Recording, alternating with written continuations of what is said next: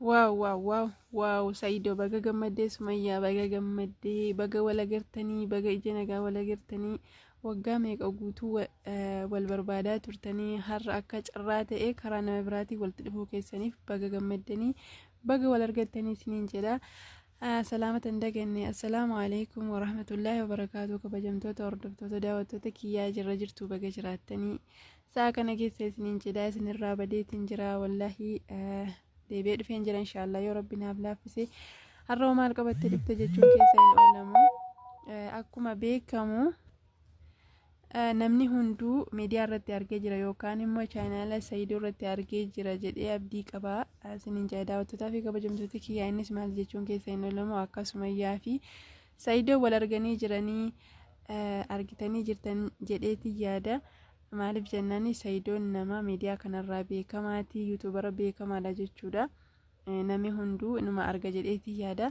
Garuu Sumayyaan kiu jettee jirti yeroo Sa'iidoon ulaa banatee salaamataa ittiin jedhu salaamataa silaa waaleekum salaam warahmatullaahi wabarakaatu jettee irraa qeebaltu a'uuzu billaahi jettee qeebalte jechuudha. Silamoo sodaachuutti jirti natti fakkaata. Eegaani beektanii akka isaan wal baqataa turanii akka inni barbaadaa ture akka isheen immoo baqataa turte akka isheen ilmoo isaa yookaan immoo ijoollee isaa harkatti qabattee isa agarsiisuun barbaanne namni hunduu ni beeka jechuudha. Garuu jiruun isaanii kun diraamaa taatu dhugaa taatu Allahu aleemi rabbitu beeka jechuudha. Isaaniif rabbi isaaniitu wal beeka jechuudha. Ani garuu hanga kana guutuu namni waliin argu jedhee yaadu maaliifi saayibban Sa'iidoo nama hedduutu isee wal quunname jechuudha. Kan akka Roozaa kan akka Yaasuu Birraa walii wal agartee jirti. Akkamitti haga kana isaanii wal agartee Sa'iidoo wal arguu dhabdi ka jedhamu yaada namatti ta'a jechuudha. Yaasuu Birraa fi Sa'iidoo akka isaan saayiba ta'an namoonni beeka yookaan akka isaan waliin dalagan akka isaan wal quunnaman namuu quba qaba jechuudha. Kabira ammoo Roozaa Tuubis Sa'iidoo waliin akka walitti dhufeenya qabdu yuutuubii kanarratti jechuudha. Nama hunduu quba qaba nama hunduu ni beeka jechuudha asirratti akka isaan waliin hojjetan jechuudha.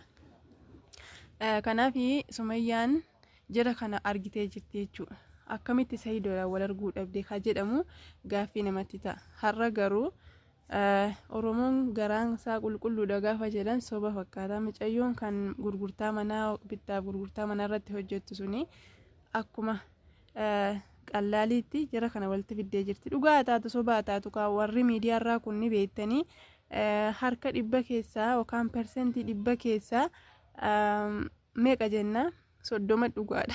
70 yaani ni beektan gaa saniifuu dhugaa ta'us ni mala soba ta'us ni mala. Garuu viidiyoo irratti akka arginetti wal arganii jiranii yookaan walitti dhufanii jiranii iseen garuu natti nan tuqinii tokkoon narraa baasii tokkoon natu bahaa jechuutti jirti mucayyoodhaan jechuudha. Sumayyaani tokkoon ammoo narraa baasii zabanyaa waamii narraa baasii jechuutti jirti. Salaamtaallee deebisuu diddee dubbisuullee diddee jirti jechuudha. Maaliifi wanni Sa'iidoon gochaa jiru kun dhugaa taatu soba taatu dhugaadha. Nuti dubartiin ni beektanii ni hinaafnaa hinaafaa guddifna jechuudha. Yeroo jaarsi sirratti fuudha jedhee waan akkasii kanan dubbatu Sumayyaa qofaati miti itti murteeffamu Sumayyaattis ni hinaafnaa jechuudha. Hunduma keenya kanaafiyyuu Sumayyaa hinaaffaa taatu aarii haa taatu Sa'iidoo harka darbitee jirti jechuudha. Salaamataallee irraa qeebaluu diddee harka darbitee jirti jechuudha. Garuu mucayyoon hedduu nama ajaa'ibdi dhugaa rabbii dubbachuu fi Sumayyaa achitti waamtee biiroo keessa keessee Sa'iidoo waa hunda ittiin haasoftee kaatee boodarra jara kana wal agarsiisuun isee hedduu tokko nama ajaa'ibdi. Dandeettii isee hedduu tokko nama dhiba jechuudha. Garuu akkuma kana inni yeroo dura ilmaan isaa barbaadaa turetti osoo akkuma Sumayyaa arge ilmaan isaa argate silaa maaltu ta'a laata? Ilmaan isaa kana akkamitti simata laata jedhamee nama yaachisa jechuudha. Ani viidiyoo Sumayyaa tokko argee ture Amaariffa taatu hedduullee dhaga'u Amaariffaa yoo xiqqoo dhagaa garuu hin beeku jechuudha. Dhugaa dubbachuuf walumaa galatti Sumayyaan akka maaligaa miskiinaatti mana Sa'iidoo deemtee dhugaadhatee sobatee wanni sun naaf hin galle garuu viidiyoo irratti argee jira. Akka miskiinaatti mana Sa'iidoo deemtee turte jechuudha. Yeroo imaanii nyaata fiddee kennituu fi argitanii jirtanii garuu Sumayyaan osoo diraamaa gootee ajaa'iba rabbii irraa bareeda jechuudha. Wallaahi osoo komedii adda addaa diraamaa adda addaa goote sirriitti beekti. Akkasitti sagalee jijjiirrattee Saayidoo of bira kuchiifte argitanii jirtan. Yeroo Saayidoon bira kutee ulaa banatee bahu sana akkasitti siyaasoftu viidiyoo irratti argee jira jechuudha. Maariffaan hojjettee jirti chaayinaala isee irratti. Wallahi nama dhibdi, dandeettii isee hedduu tokko nama dhiba jechuudha.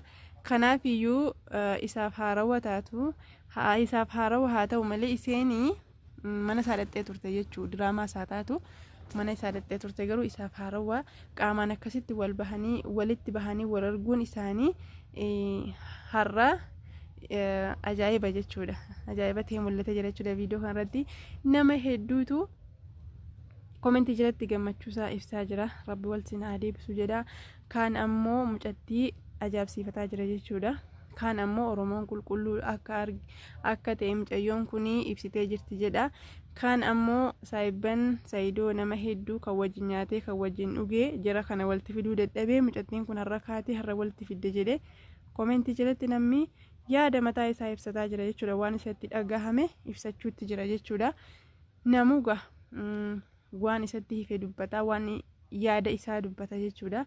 Akkasumattuu chaayinaala yookaan immoo viidiyoo inni gadhiise jalatti hordoftoonni Saayidoo komentiidhaan gammachuu isaa taatu, yaada isaa taatu, waan isaanitti dhagahame, waan isaanitti fakkaate ibsachaa jiru jechuudha.